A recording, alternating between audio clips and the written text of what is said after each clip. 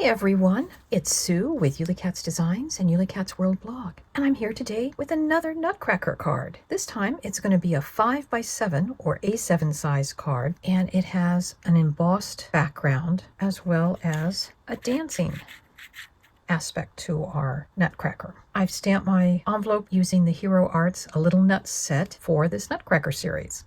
And we're going to be using this Spellbinders Dancing Nutcracker Fritz set. And the panel says here, I'm almost 6.5 inches tall, which is why I knew I needed to do a 5x7 card. So we're loosely following the packaging, but we're changing up some of the colors. We're also going to be using this embossing folder. It's from Honeybee, and it's a 3D embossing folder called Soulful Season. And I've embossed it in white, just using a 65-pound paper. And one of the things that I tried when I embossed this was I took my mister and I just sprayed both sides of the embossing folder, and then I put my piece of paper in and ran it through. I've also given it a fair amount of time to dry, and I sandwiched it between literally the embossing folder and then the mat to let everything dry before I glued it onto our card. This is a Spellbinders Happy Holidays set that I've used before. This time I found in my scraps a red envelope that I had recycled, and I just cut it from the envelope, so it's much thinner paper than cardstock, which makes it nice. And then on the back, we're going to have a choice of 2 different drums that we can put on. And I've done one from the set using all the pieces that came with it. But on the second one, I thought I'd try stitching it. So I just took a large needle and poked through the holes. And then as you can see, I've just kind of glued it on the back, or taped the ends on the back. So there's some alternatives we can do. I'm thinking this one will probably go on the back, and we'll use the blue on the front. And this die set also comes with some drumsticks. So I'm thinking this is going to be our back of the card, and we'll work on gluing that in. To assemble our Nutcracker, I've gone ahead and laid out the parts. So we'll start with the boots, and we'll put the laces on first.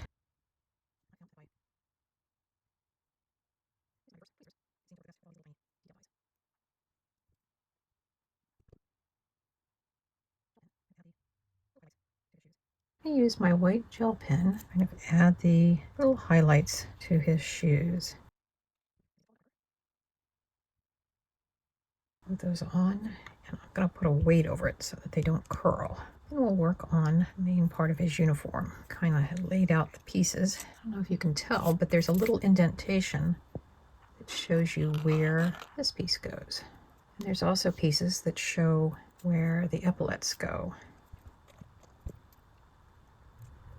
And I hope out of this series, if you learn nothing else, you learn the new word of epaulette, which is these usually shiny decorations at the top of a sleeve.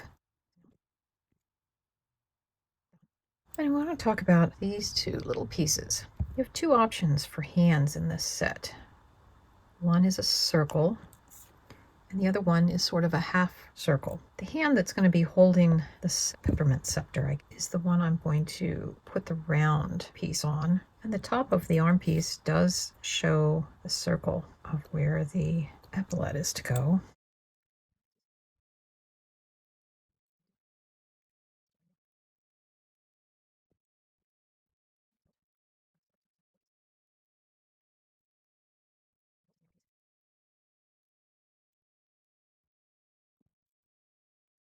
So there's a die that cuts out the cheeks and the nose.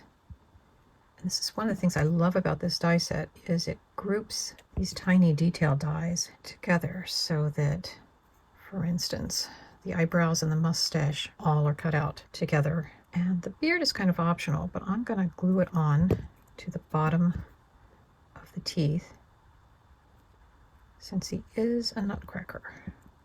The hair, here's what the finished piece looks like, and here's what it starts out as. So here's kind of a backing piece. Just taken the lightest gray that I had to color the hair.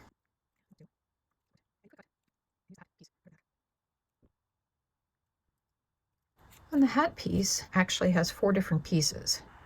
There's this funny little tip piece. There's the back, and then there's kind of what I call the crown piece. And you can put this crown piece on a variety of ways to give it a slightly different look each time. And the torso piece, or the jacket piece, kind of gives you an indication where the head needs to go. I'm going to make it look like he's got a little bit of a collar, and I'm going to let his beard free float. Since we're saying this is more Nutcracker, I think his scepter as a peppermint would be good. And now you may wonder why there's a circle in the body. I'm going to take a large dot, and we will figure out how this spacing is going to go. The idea is that kind of rock along there.